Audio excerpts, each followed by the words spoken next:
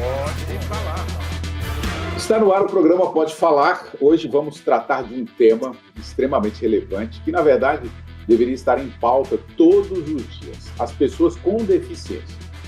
Eu quero destacar uma questão importante aqui. À medida que envelhecemos, nosso corpo exige cuidados especiais.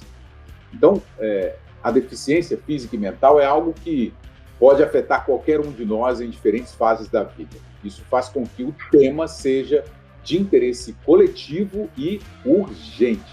Para aprofundar esse assunto tão crucial, eu tenho a honra de receber uma figura incansável na luta pelos direitos das pessoas com deficiência, o secretário de Estado dos Direitos da Pessoa com Deficiência de São Paulo, Marcos da Costa. O Marcos, é um grande prazer tê-lo aqui, viu, Marcos? Essa entrevista, para mim, Marcos, vai ser especialmente fácil de conduzir, não só pela importância do tema, mas também porque você é um querido amigo e defensor exemplar dessa causa, né? Obrigado, William. William, primeiro, parabéns. Eu sou um admirador seu de muitos vídeos, eu sou um fã seu. E você sempre trazendo esses temas que são relevantes para a sociedade. Imagina, a recíproca é verdadeira. Marcos, vamos lá. O Brasil teve um desempenho histórico nas Paralimpíadas de 2024 em Paris, e eu sei que você estava lá. E aí você me corrige se eu estiver errado. Alcançamos 89 medalhas, sendo 29 de ouro, 26 de prata e 34 de bronze. Eu acho que é isso mesmo, né?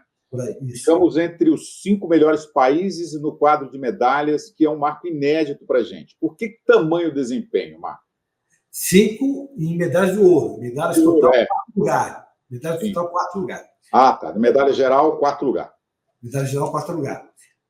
Tem um monte de fatores, mas eu diria, primeiro, as condições que são oferecidas aos atletas paralímpicos do Brasil são diferenciadas. Então, nós temos aqui um investimento que foi feito pelo governo do Estado, o Centro de Treinamento Paralímpico Brasileiro, que fica no comecinho da Imigrantes, que, aliás, é vinculado à nossa secretaria e que é uma referência no mundo inteiro. Você dificilmente vai localizar no mundo um centro de treinamento paralímpico, voltado ao esporte paralímpico, com o mesmo perfil do nosso, onde o atleta vai treinar exatamente no mesmo ambiente que ele vai competir. Então, ele tem condições no treinamento de se desenvolver e fazer com que, na hora da competição, ele consiga alcançar grandes resultados.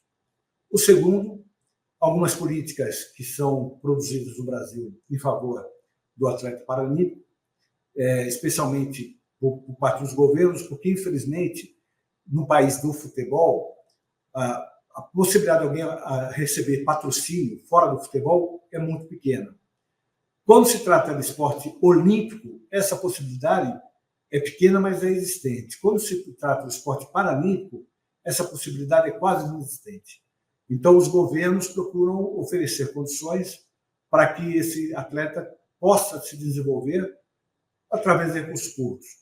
E aí vem o destaque do que nós chamamos de Time São Paulo, que é uma política do governo do Estado, através da nossa secretaria, onde nós patrocinamos hoje 149 atletas. O ano passado eram 106, nós aumentamos bastante esse ano.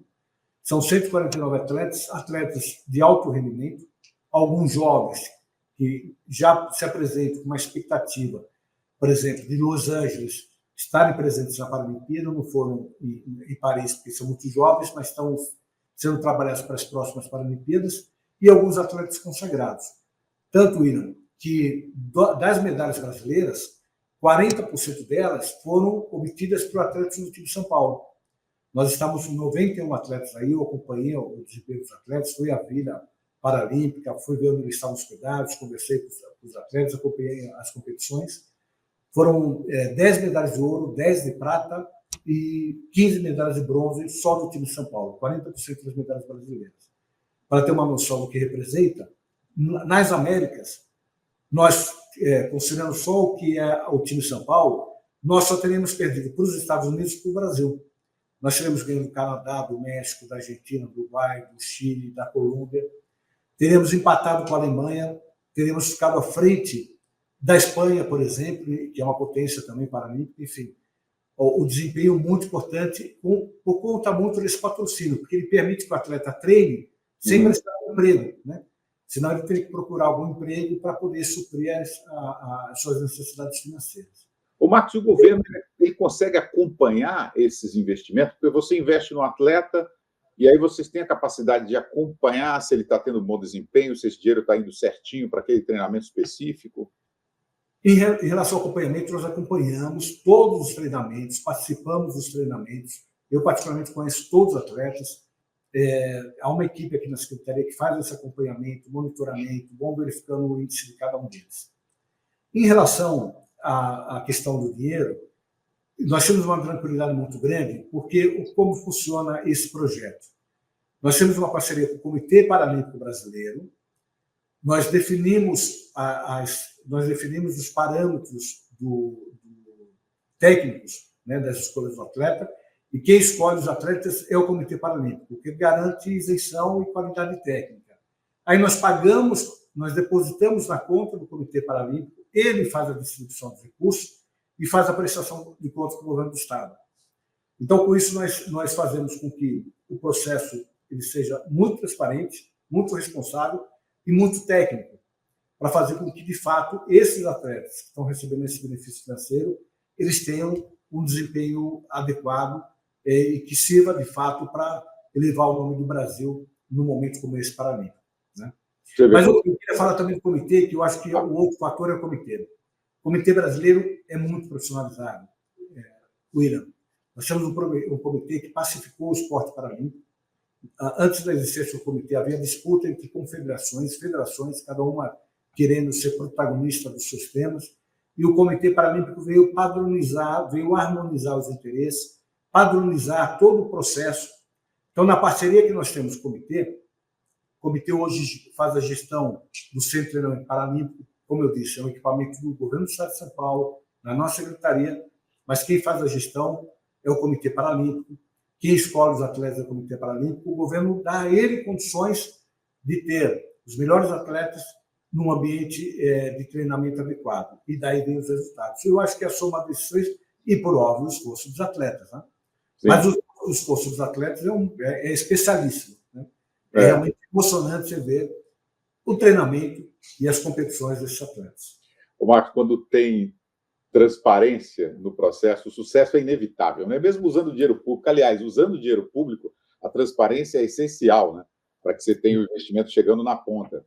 Ô, Marcos, você consegue pontuar para mim ou me dizer quais os principais avanços conquistados recentemente no Estado em termos de acessibilidade e inclusão? Aí nós estamos falando da sua gestão, né? Junto à Secretaria. William, eu vou pontuar muito rapidamente algumas situações. Primeiro, o governo do Estado tinha algumas iniciativas antes da gestão do governador Tarcísio em relação ao autismo, né? Ele tinha algumas iniciativas. O que nós fizemos?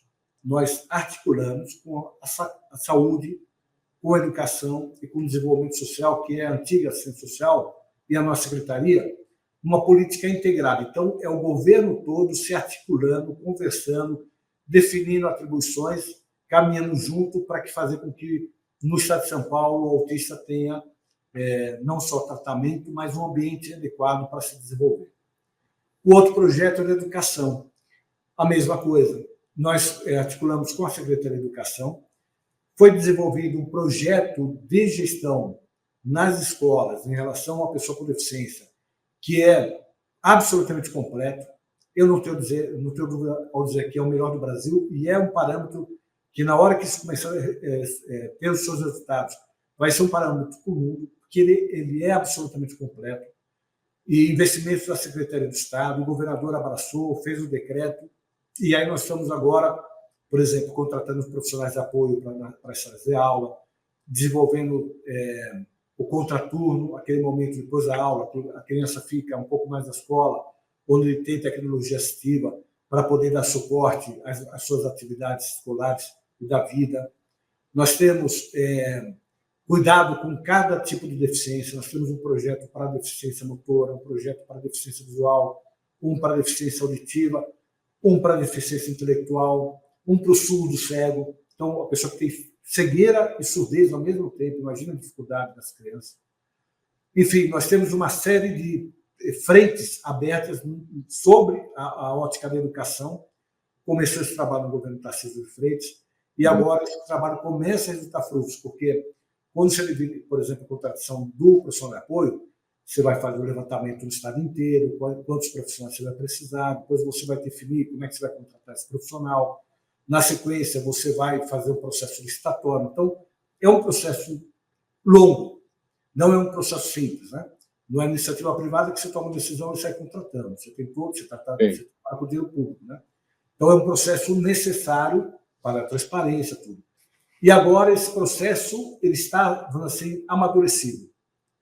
Esse processo também envolve, por exemplo, com o Comitê Paralímpico. Com o Comitê Paralímpico, nós estamos trabalhando, a Secretaria, quando eu falo nós, é governo, né? A Secretaria de Educação está fechando uma parceria com o Comitê Paralímpico que vai assumir o esporte nesse ano em 10 escolas, ano que vem em 60 escolas, chegando a 900 escolas do Estado. Então, o que representa isso? Todo o monitoramento feito pelo Comitê Paralímpico, usando o esporte paralímpico como instrumento de inclusão, o esporte paralímpico sendo um esporte praticado por crianças com e sem deficiência juntas, né? E a partir daí também o Comitê Paralímpico começa a identificar aquelas crianças com potencial de crescimento. Então, isso vai fazer como na China. Por que a China dispara em número de medalhas? Porque ele trabalha desde criança. Vamos ter o efeito disso daqui a provavelmente 2 Paralimpíadas. Não vai ser em Los Angeles, mas vai ser na seguinte e tal. No final, nessa parte da escola, esse ano, somando o que tem em obra, em licitação, nós temos um investimento esse ano de 300 milhões de reais. Para ter uma ideia do que isso representa, em 2021, o governo do Estado gastou 780 mil reais em acessibilidade. Nós estamos gastando 300 milhões de reais. Olha que maravilha. O que mais se gastou foi em 2013, foram 115 milhões. Nós estamos gastando mais do que o dobro do ano que mais se gastou em acessibilidade. Muito bom. Esse é um outro projeto importantíssimo. Tá.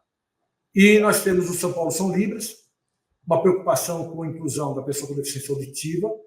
Nós temos, William, algo em torno de 3 milhões e 300 mil pessoas com deficiência no estado de São Paulo. Desse número, 600 mil pessoas com deficiência auditiva, surdos. E a pessoa que tem essa deficiência auditiva, surdez, ela tem uma barreira, que é a barreira da comunicação, que talvez seja a pior das barreiras. Só perde para a barreira da atitude. Porque a barreira da comunicação, ela faz com que a pessoa não consiga se integrar. Então, e mais, a pessoa com deficiência auditiva, o surdo, principalmente surdo de nascença, ele não conhece o português, ele só conhece o Libras.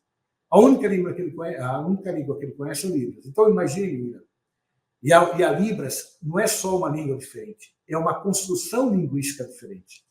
Então, imagine se você chegar, por exemplo, na China, o mandarim, que é uma construção linguística completamente diferente da latina, e tentar explicar para um delegado, para uma autoridade policial, um crime que você foi vítima, onde foi, como foi, a descrição da pessoa, é muito difícil.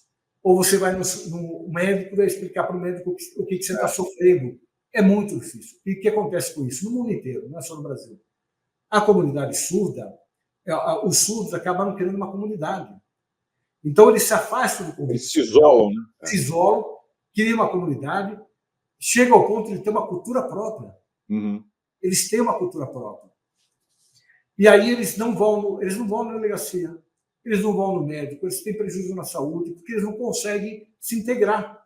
Eles não querem passar por constrangimento de ter que ficar tentando explicar o que está acontecendo a ele.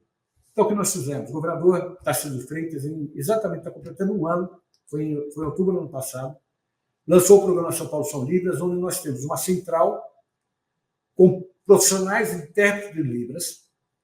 Essa central funciona 7 dias por semana, 24 horas por dia. Então, hoje, o surdo vai numa delegacia de polícia, o delegado de polícia aciona a central e ele tem por videoconferência um intérprete de Libras. O surdo conversa por Libras com o intérprete e o intérprete traduz, o intérprete oralmente fala com o delegado. Isso é uma quebra de paradigma maravilhosa, emocionante. Eu vi situações de ficar realmente muito impactado com situações rotineiras das nossas vidas, que a gente não percebe o grau de dificuldade que tem a pessoa surda em superar algo que para a gente é muito simples na vida da gente. E agora, domingo tem eleição aqui no Brasil, né? No estado de São Paulo, pela primeira vez o TRE, no convênio que fez conosco, vai usar a central. Então, o surdo no estado de São Paulo vai votar comigo sem nenhuma dificuldade em relação a informações em relação à língua. Muito bom. Vamos falar um pouco sobre o envelhecimento da população. Eu, na abertura aqui, citei que essa questão da deficiência, ela pode ser isolada num determinado momento, mas talvez as pessoas, em alguma fase da vida, vai passar por algum tipo de limitação. Né? Aí a gente não sabe que tipo de limitação, mas algum tipo de deficiência. Quais são os principais desafios, Marcos, das pessoas com deficiência enfrentam hoje no Brasil, especialmente nesse contexto de envelhecimento da população? Eu acho, primeiro, o grande problema que nós enfrentamos, eu não diria a pessoa com deficiência, eu diria a sociedade, é cultural. É compreender que quando a gente faz uma casa, imagina um jovem casal que vai construir uma casinha lá para morar. Se essa casa não tiver acessibilidade, esse jovem casal provavelmente não vai conseguir que amigos que têm algum tipo de deficiência consigam frequentar a casa, mas não cadeirante, uma casa que tenha, enfim, uma entrada, uma porta de 70 centímetros. Que na hora de construir uma porta com 80, com 90 centímetros, não tem custo maior, não agrega custo. Só que uma porta com 80 centímetros já passa cadeira de roda. Com 90 é o tamanho ideal. Com 70, cadeira de roda não passa. Então, primeiro isso. Segundo, ele perceber que se o pai dele, a mãe dele hoje não tem a deficiência, ele vai ter, quando vai chegar a idade, o vigor da juventude não se fala presente. E aí, a falta de vigor faz com que ele comece a ter que andar de muletinha, de bengala, muitos de muleta, muitos de andador e muitos de cadeira de roda. Então, quando ele faz numa casa acessível, ele está pensando também nos pais dele, e está pensando em si próprio. Porque ele também um dia, certamente ele vai orar para ter uma vida longa e produtiva, e quanto maior for a vida dele, como você falou, mais vão surgir as deficiências. Não é que as deficiências são inerentes à condição do ser humano. O Irã não tem ser humano sem deficiência. Deficiência é uma condição do ser humano, graças a Deus. A era da raça pura, a raça perfeita, já foi deixada para trás, e nós vimos o que causou na história da humanidade. Foi um dos períodos mais terríveis da história da humanidade. Então, nós temos que ter consciência de que a deficiência faz parte da condição do ser humano, que alguns nascem com uma deficiência que geram uma dificuldade de tal grau que, às vezes, algumas barreiras, por exemplo, uma casa com uma porta de 70 centímetros, não permite que ele possa ingressar na casa. Outros, como eu, você sabe disso, adquirem uma deficiência maior. Ao longo da vida, eu sofri um acidente de carro, sou amputado. Né? Eu não tinha até 50 anos essa deficiência, fui com 50 anos. Faz parte da vida. Mas todos, um dia, terão maior ou menor intensidade. Quanto mais idosos forem ficando, mais certamente essa deficiência vai surgir. Meu sogro, o Ira, faleceu com 105 anos. Faleceu há 2 anos com 105 anos. Do interior de São Paulo, lá de Piracaia. Elas nasceram em São Pedro e criou em Piracaia. Ele, com 90 anos, ele já andava com andador. Né? Com 100 e poucos anos, ele já precisava de alguém, ele já nem com andador, ele precisava que alguém segurasse, desse apoio a ele.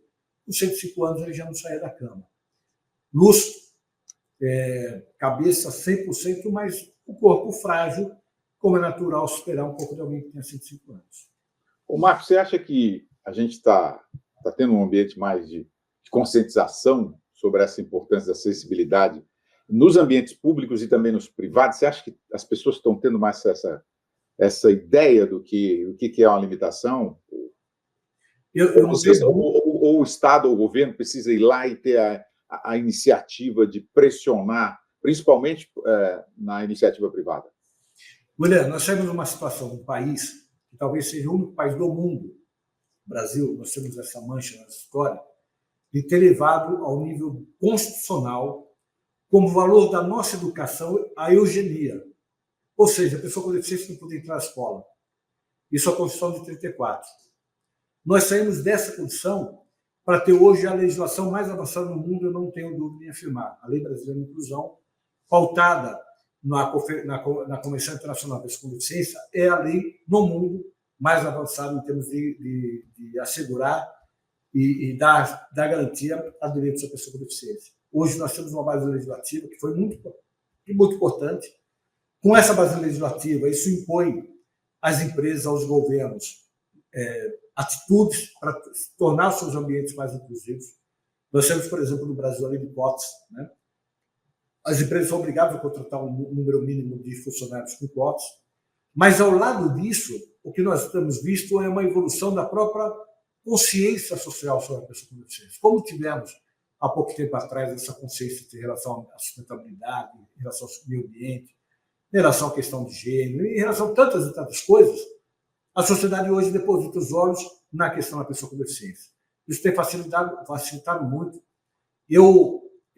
Nós fizemos uma parceria com as universidades. Então, nós temos a USP, a Unicamp, a Unesp, a Univesp, as universidades federais em São Paulo, a Universidade Federal de São Paulo, do ABC e da São Carlos, o IPT, agora está entrando no ITA, a FAPESP para o financiamento. Nós soltamos edital, os nossos pesquisadores se reuniram em torno de 3 projetos financiados pela FAPESP, 5 anos de pesquisas, numa ideia nossa de transformar São Paulo num grande centro de desenvolvimento de tecnologia assistiva, que é a tecnologia em favor da pessoa com deficiência da América Latina. Nós fizemos agora, semana passada, um processo igualzinho, também inédito, com a USP, com a Unicamp, com a Unesp. Pela primeira vez, eles soltaram o edital em conjunto, com dinheiro próprio, para financiar pesquisas em prol de desenvolvimento de tecnologia assistiva, na cultura, no esporte, no lazer, na educação, enfim. Nós tivemos, sexta-feira, o final do prazo para apresentação de projetos. O Irã, nós tínhamos uma expectativa de 3, 4, 5 projetos. Sabe quantos projetos foram apresentados por pesquisadores? 52 projetos, Irã. Olha, 52 projetos. Fantástico. Então, nós estamos constatando que hoje temos diversas outras frentes aí abertas, mas é uma constatação. Hoje, nós podemos comemorar que a sociedade finalmente começa a perceber a importância de você ter um espaço mais inclusivo e o que isso beneficia a todos nós. Um espaço inclusivo é um espaço mais democrático, é um espaço mais inovador, é um espaço mais tecnológico, porque tudo isso, você não tem como falar em inovação sem falar em inclusão. E você não tem como falar em inclusão sem falar em inovação. Ô, Marcos, você falou sobre a legislação nossa, que é bem avançada. O que você faria para melhorá-la, ou ela precisa de algum ajuste que você colocaria aí como observação? Eu acho que a parte tributária ainda precisa avançar bastante. Nós temos uma dificuldade muito grande na produção nacional em relação à produção de fora do país, porque muitas vezes se isenta a importação de produtos ligados a óticos, próteses, enfim, meios de auxílio à mobilidade, e a produção nacional ela tem impacto tributário ainda muito grande. Então, acaba prejudicando um pouco o desenvolvimento de tecnologia no Brasil, porque sai mais barato comprar. E o cara que desenvolve a tecnologia nacional vai ter muita dificuldade em concorrer com aquele que é importado sem essa carga tributária. Nós temos um problema ainda da qualidade dos nossos produtos, porque ainda embora a gente tenha algumas certificações dessa qualidade, muitas vezes não se exige essa certificação para a venda do produto. Então, nós temos produtos de altíssima qualidade e nós temos alguns produtos de péssima qualidade que concorrem no mercado, e a pessoa nem sabe disso, mas aquele produto de má qualidade, além de ele sofrer dano muito mais rápido, ele coloca muitas vezes até em risco a própria segurança da pessoa com deficiência. Eu digo sempre, com minha deficiência, eu preciso, por exemplo, de cadeira de banho. Eu tiro a prótese para tomar banho, eu compro uma cadeira, essa cadeira vai embaixo do chuveiro, eu tomo o banho inteiro, né, usando a cadeira, quando acaba o banho eu me seco, coloco a prótese de volta e saio andando, enfim, para me trocar e tal. Muitas vezes eu compro cadeira que fica um mês, ela começa a enferrujar. Um parafuso que eu me machuque, eu tenho o risco de pegar tétano com uma cadeira de banho.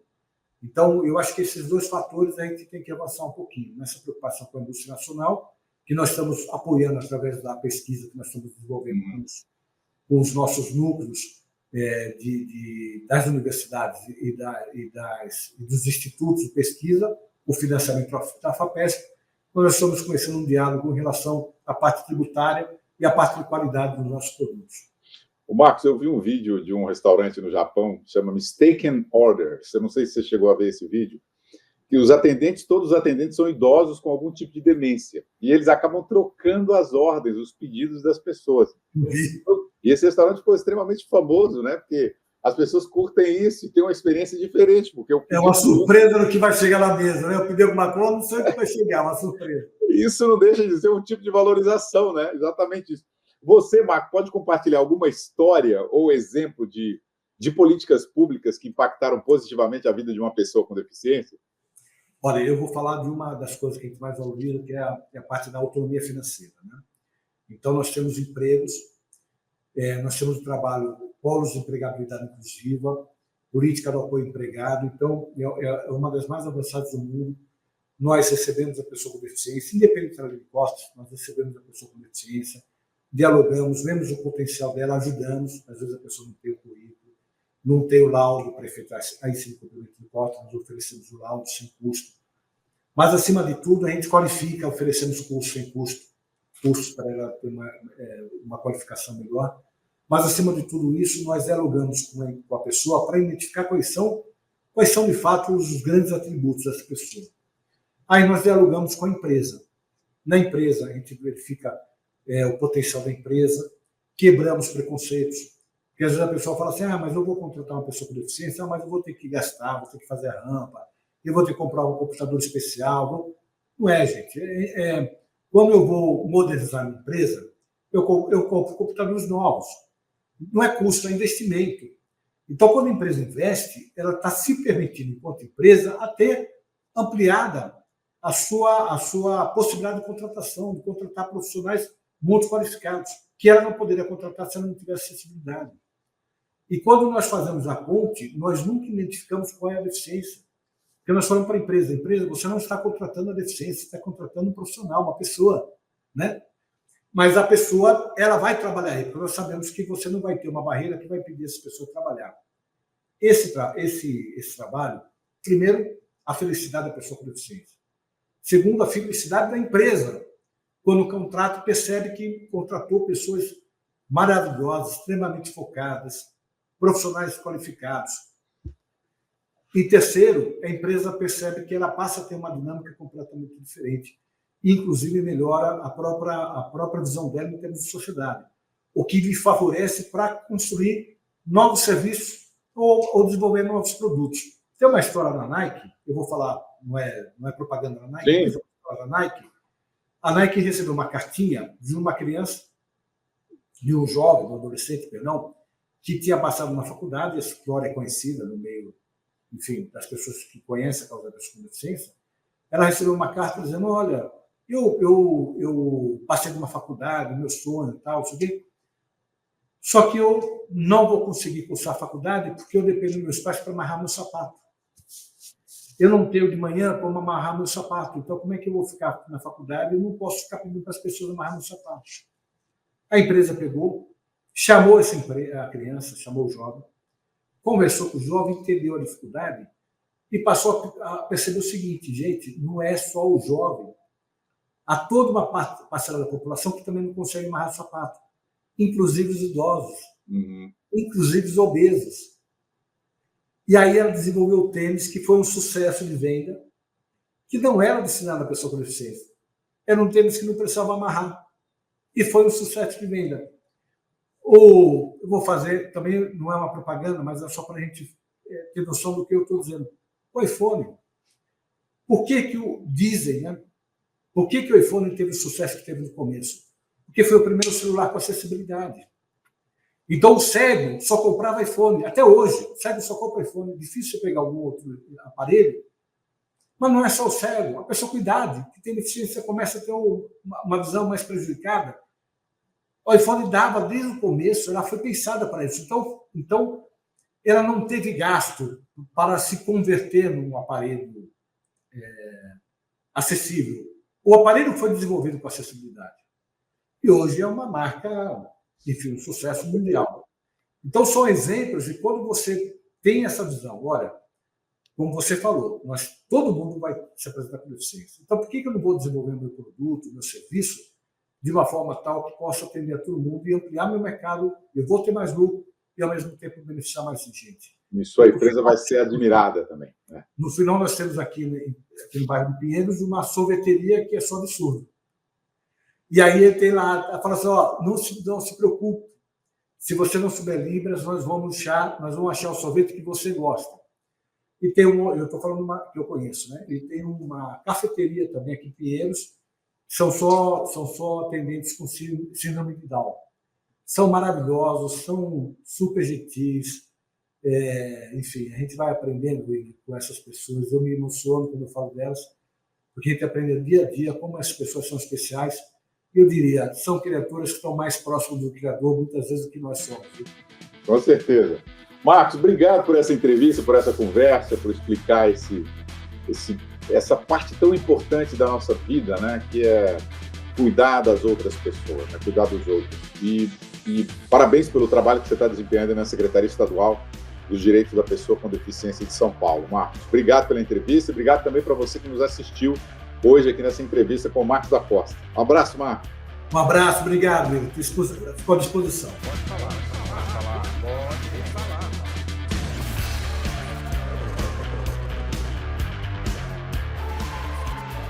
Pode falar.